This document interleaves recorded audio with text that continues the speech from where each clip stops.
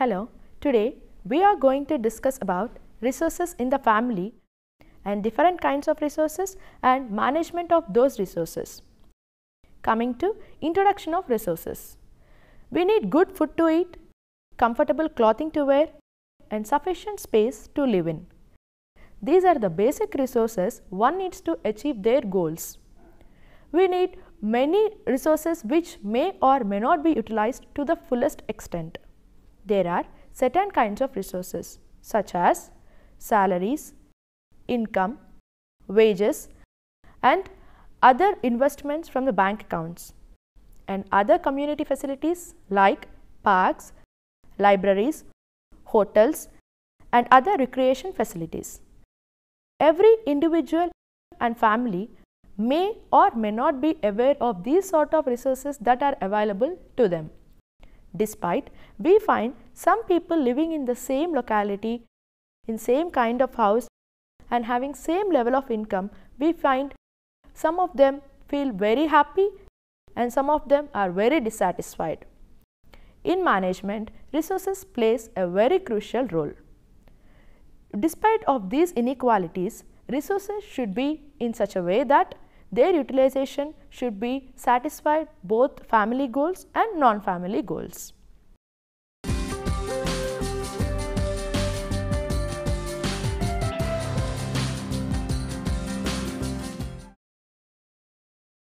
The first type of classification is in two main groups based on their point of origin. They are human resources and non-human resources. Coming to the human resources. Human resources are less tangible and are easily determined.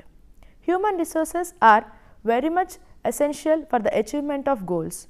These cannot be constituted independently by any individual. These are used for the productive purposes. Human resources are now originate internally and constitute the personal characteristics and attributes.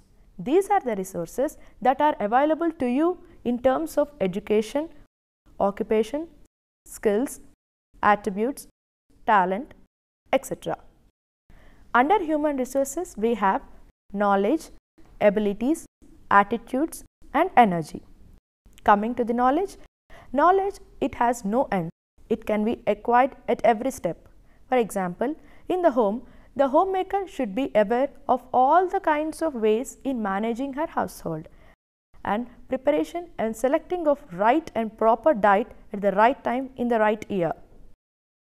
Abilities are inherent. They can also be acquired during the lifetime through education and conscious efforts. Skills are the ways of doing work in a very proper and efficient way. Abilities and skills ranges from cooking, knitting to a creating of an art. Attitudes and interests play a very great role in the achievement of goals. This makes the person unique irrespective of his creed, nature, status and religion. These play a very great role which makes the person in very comfortable and easy in making the achievement of their goals. Coming to energy. This is very much important for performing any specific task or an activity. This plays a vital role in the metabolic activities such as breathing, digestion and other efforts. Coming to non-human resources. Non-human resources are external to the individual, but these are possessed, controlled and utilized by the family. Non-human resources include family possessions, personal possessions and also the resources that are available to him or her in his state, creed or nation or locality. These non-human resources are utilized and identified directly by the humans. Money is a purchasing power with which we can attain different kinds of resources. The non-human resources include the community facilities like parks, hotels, libraries and other recreation facilities.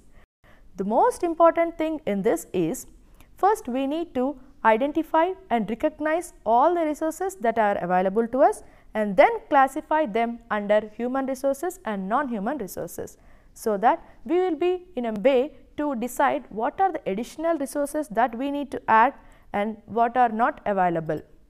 These non-human resources are very much essential for the achievement of goals and they are very limited in their availability. The success of the management process depends upon the allocation, recognition and usage of resources. Now, let us look into the examples of human resources and non-human resources. Under human resources, we have time. This is an hour or a lifetime to be used in the activities of the individual. Energy. This is needed for walking upstairs. Interest in gardening, folk music or food preparation. These are all the hobbies which we have interested in them. Intelligence. Seeing cause-effect relationship.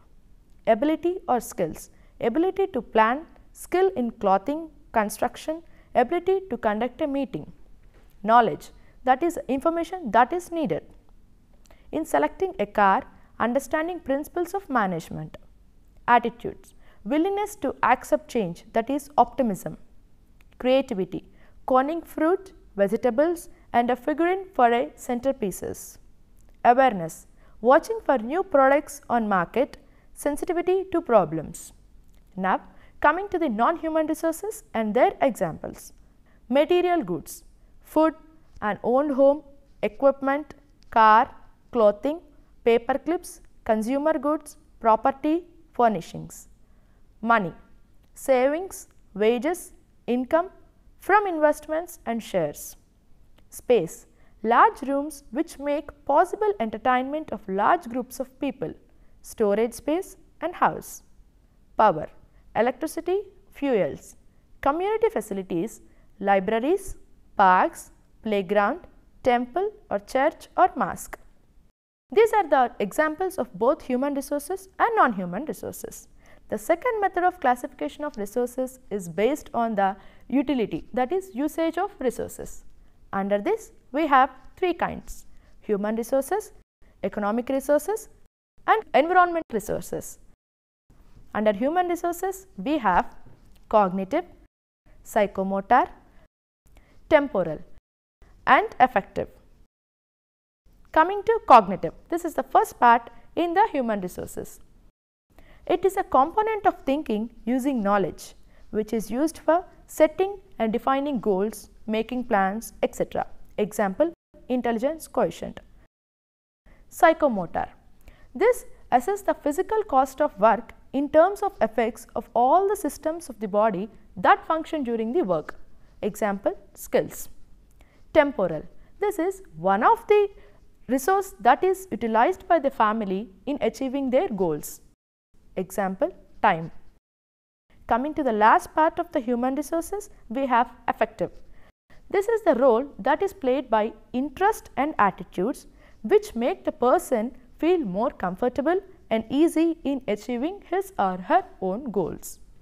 Coming to the economic resources. Under this, we have money income. This is the monetary benefit that is gained or derived from capital or labor. Example, salary. And next, fringe benefits. These resources are advantageous in services and commodities, and these are derived from the consequence of employment where the income is excluded. Example, paid vacations. Coming to the elastic income or credit income, this is where the current purchasing power is expanded through deferred payments. Example, loans. And coming to the last category of these resources is environmental resources. Under this, we have physical resources and social resources. Under physical resources, we have natural tangible and natural non-tangible. Under natural non-tangible, we have air, and natural tangible, we have soil as an example. Coming to social resources. Social organizations, example NGOs, economic institutions, example bankings, political institutions, example political parties, and community facilities, example public utilities. The third method of classification of resources is based on the economic value of the resources. There are two categories under this: economic resources and non-economic resources. Economic resources, these are the resources that are used for production, that is preparing of food for income. For example, hotels and paying guest accommodations facilities All these examples come under economic resources. Coming to non-economic resources, these are the resources which are used for the consumption purpose, that is, preparing meals or food for our own need in the house itself. The fourth type of classification of resources is based on their tangibility or perception by touch. There are two types: tangible resource, non-tangible resource. These resources can be perceived by touch. Example, money. Non-tangible resources. These resources cannot be perceived by touch. Example, skills. The fifth classification of resources is based on social linkages. Under this, we have personal resources, family resources, community resources, national resources, and world resources. Personal resources. They belong to the individual. Example, skills. Family resources. These resources belong to the entire family members. Example, house. Community resources. These are available to the community by the neighborhood. Example, playground, library, roads, etc. National resources. These are available in the nation and whole population utilize these sort of resources. Example, coal. World resources. These are shared by the entire population of the world. Example, services of the international organizations like WHO, World Health Organization. The sixth classification of resources is based on their supply. Under this, we have two categories: renewable resources and non-renewable resources. Coming to renewable resources, these are the resources which can be replaced endlessly. That is, these have endless supply. Example, sun, wind, water, geothermal. Under non-renewable resources, these are those resources which can be replaced to a limited period, after which its supply runs out. Example, fossil fuels, wood, etc. Now, let us look into the classification of family resources. These family resources are classified in these categories: human, non-human, and shared. Under human, we have time, energy, ability, skill, knowledge, interest, attitude, health. Coming to non-human, we have material, money. Under money, we have again wealth, fringe benefits, elastic income. Space, fuels. Under fuels, we have conventional and non-conventional. Coming to the shared classification of resources, we have man-made. Under man-made, we have educational services, consultancy services, community facilities. Natural, land, water, and air. These are the classification of family of resources.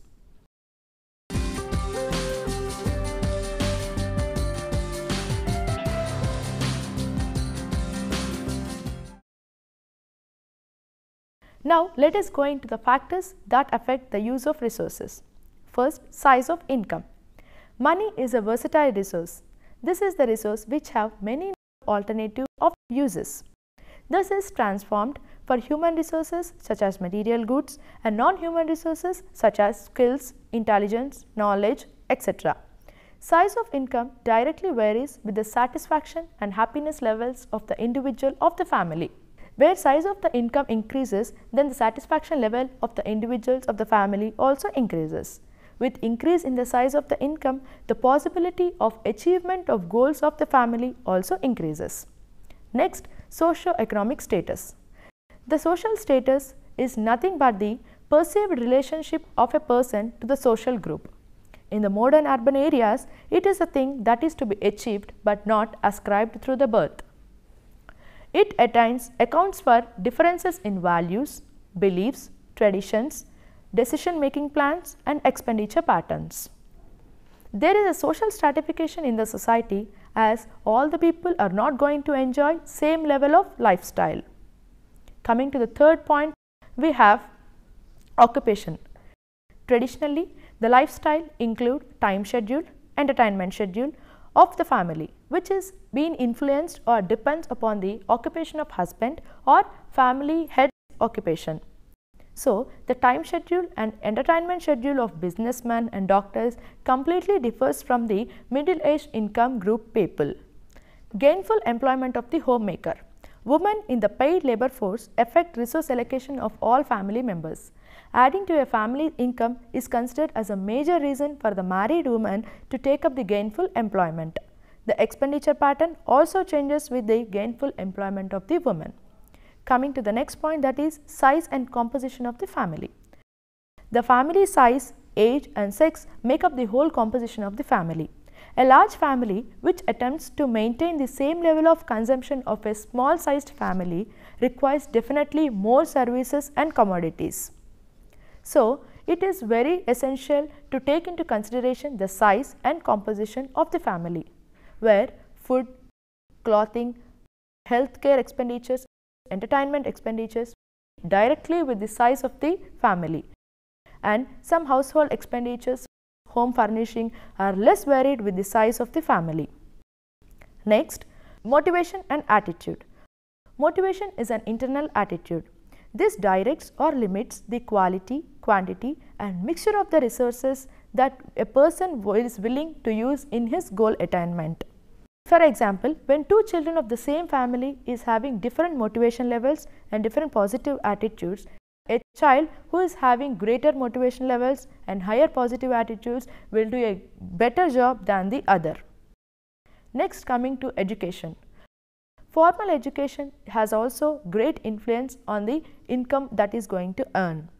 Person with increased education have more likelihood of earning than that of the others. Women in the more of formal education tend to take up gainful employment and so have less number of children, thereby affecting the size of the family. Educated people have more geographic mobility, socio-economic stability and also income stability. Now, coming to the family heritage and cultural background. This is an influential factor in transmitting the values. In our Indian society, we have joint families where parents, grandparents, children live together, where those beliefs, traditions and attitudes transfer from older generation to the younger generation. The cultural background of the family also affect the usage of resources, such as which include spending habits, their hobbies, festivals, superstitions, etc. Location of the family. Location of the family within any community, respect of with their husband's occupation and children's schooling, all these. For suppose we have a family which is located near the city, so they will have all the resources that are available. Example, banks, parks, hospitals, libraries, theatres, etc. So, definitely these will affect the resources such as time, energy and wealth. Coming to health. Health of the family members is very important in home management. It is a state of complete physical and mental and social well-being. Illness can make increased demand on managerial activities and resources such as money, time and energy. All such major resources are diverted when a family member's health is affected. A family which enjoys good health has an increased availability of resources to utilize or to meet more of their needs.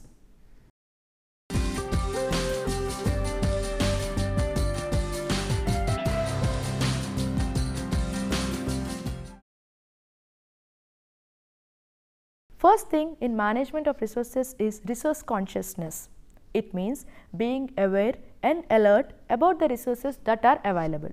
Sometimes we are not conscious about the resources that are available, like human resources such as intelligence, knowledge, talent and skills of our own family members. So, consciousness regarding the resources also helps us in conservation of those resources.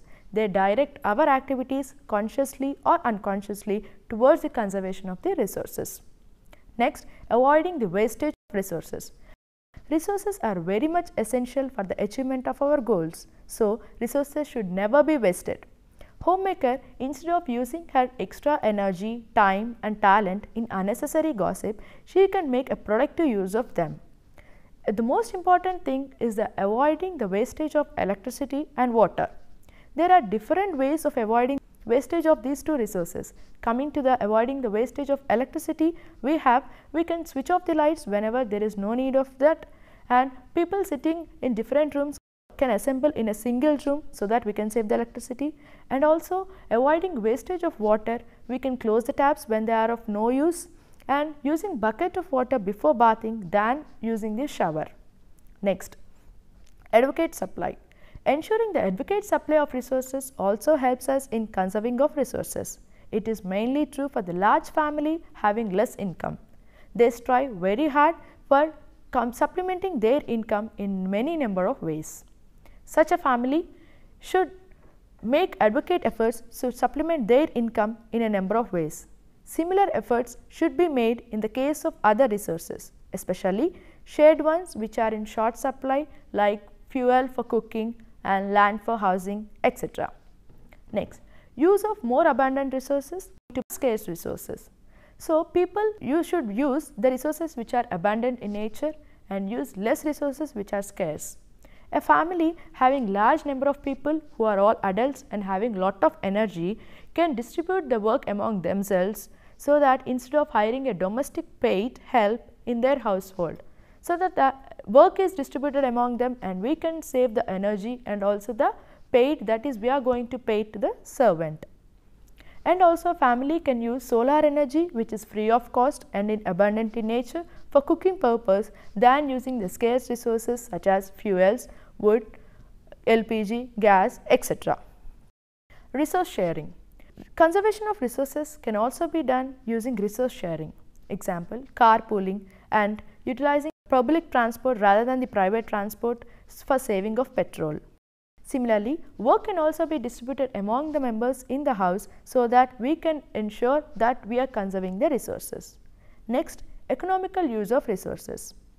Every family should use, whether it is money or material resources, they have to use the resources in a very economical way. People are very conscious and very good concerned about the money and material resources which are less tangible, but they forget the same for the human resources. So, whatever the resources it may be, they should be utilized in a limited and in an economical way. Next, management of resources. We have already discussed earlier the management of resources. So, wise management also helps in conservation of resources to the largest extent. The resources are very essential. For that, managerial principles should be applied for each and every use of resource.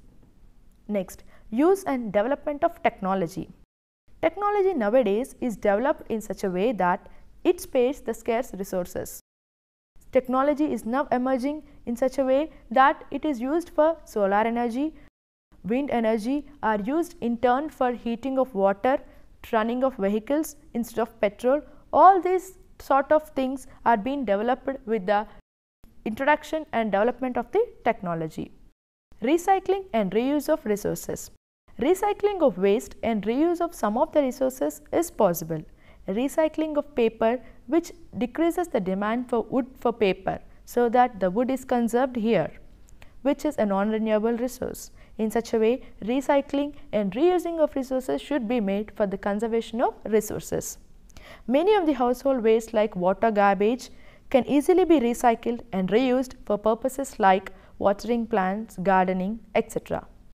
and making wise decisions. This is also a main important factor which influences the management of resources. We need to take wise and great decisions in conserving the resources. Till now, we have undergone through different kinds of resources, the factors that influence the resources and management of those resources. Management of resources is nothing but using them more than in a purposeful manner and conserving them for our future use. They are human resources and non-human resources. Human resources are human attributes that add value for the attainment of set of goals, and non-human resources are tangible and quantifiable and also add value to the attainment of set of goals. The degree of optimization of utilization of resources of a family tells us about how effectively and efficiently the family is using those resources. As the resources help us in achieving our goals very comfortably and easily, we need to conserve those resources. Where we success in conserving the resources and perfect utilization of resources is, first we need to identify them, then allocate them, then utilize these resources. Thank you for being with us.